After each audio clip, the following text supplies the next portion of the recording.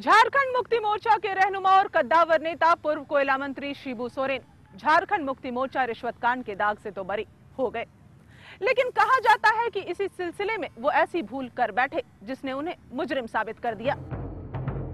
पूर्व कोयला मंत्री शिबू सोरेन की जिंदगी में झारखंड मुक्ति मोर्चा का रिश्वत कांड जलजले की तरह आया।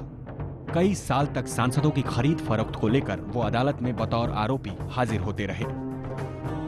रिश्वत कांड से तो वो बाइज्जत बरी हो गए, लेकिन उनके सचिव शशिनाथ झा उनके लिए गले की फांस बन गए थे।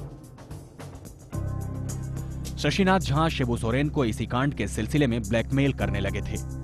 22 मई 1994 को धौला कुआं से शशिनाथ झा का अपहरण करके रांची ले जाया गया।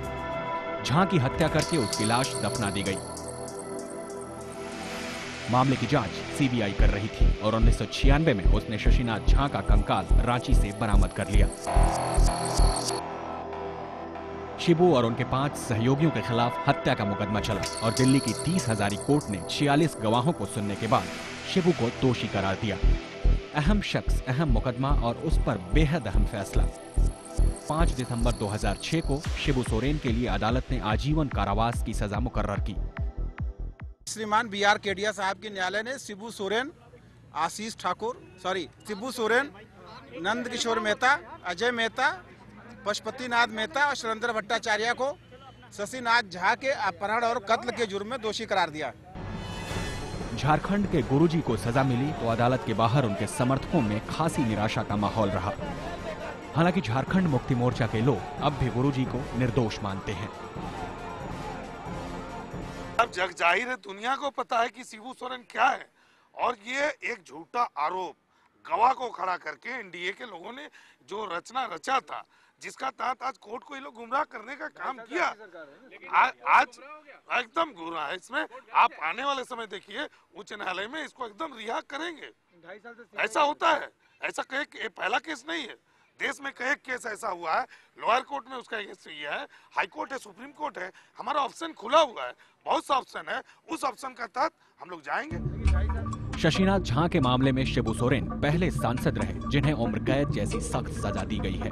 उनकी सजा ऊंची अदालत में बरकरार रहेगी या नहीं, ये तो वक्त तय करेगा। लेकिन कानून की दहलीज पर इंसाफ के तराजू ने न्याय के मंदिर में पीड़ितों के आंसू पोंछने का काम किया है। रियल लाइफ के रियल हीरो और मुन्ना भाई यानी संजय दत्त की तकदीर का फैसला भी अदालत के शिकंजे में है। मुंबई बम कांड के आरोप से तो उन्हें बरी कर दिया गया, लेकिन उनके पास हथियारों की मौजूदगी ने उन्हें शिकंजे में कस दिया है। संजू बाबा गांधीगिरी के नाम पर काफी शोहरत कमा चुके हैं, लेकिन उनकी तकदीर का फैसला अदालत की कलम से लिखा जाएगा। 1993 में मुंबई बम कांड मामले में अभिनेता संजय दत्त पर टाडा की अदालत में मुकदमा चलाया गया। गिरफ्तारी के बाद संजय अब तक 18 महीने जेल में रह चुके हैं। टाडा कोर्ट के फैसले में अदालत ने उन्हें बम धमाकों की साजिश के आरोप से बरी कर दिया, लेकिन अवैध हथियार रखने के मामले में दोषी करार दिया। कोर्ट ने ऐसा कहा है कि ये इशू बहुत इम्पोर्टेंट है और ये इशू इम्पोर्टेंट होने के बाद ही कोर्ट कुछ नतीजे पे आ पहुंच सकती है।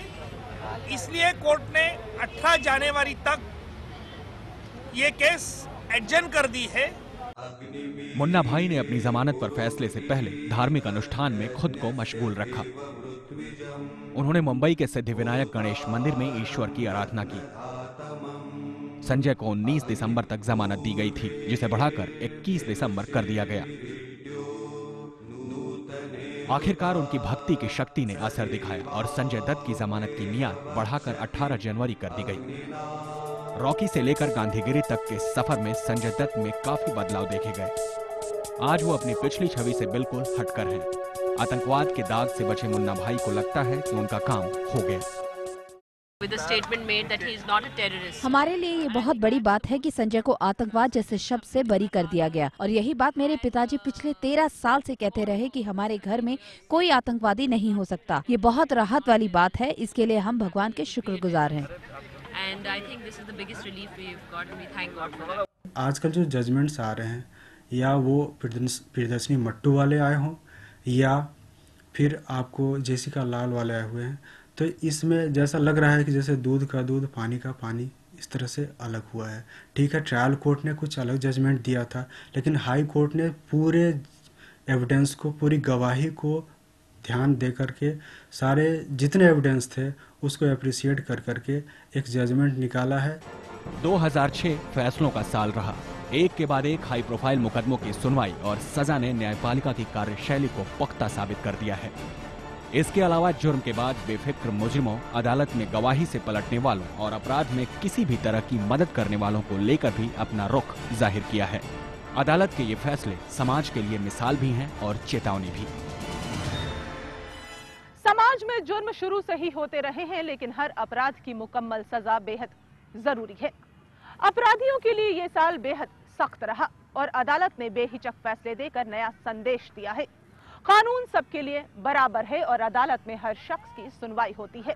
अपराध रुके ना रुके, लेकिन मुजरिम कहीं भी हो, कोई भी हो, सजा मिलकर रहेगी। फैसलों के साल को अलविदा। वॉचडॉग में आज बस इतना ही। अगले हफ्ते फिर मिलेंगे। नमस्कार।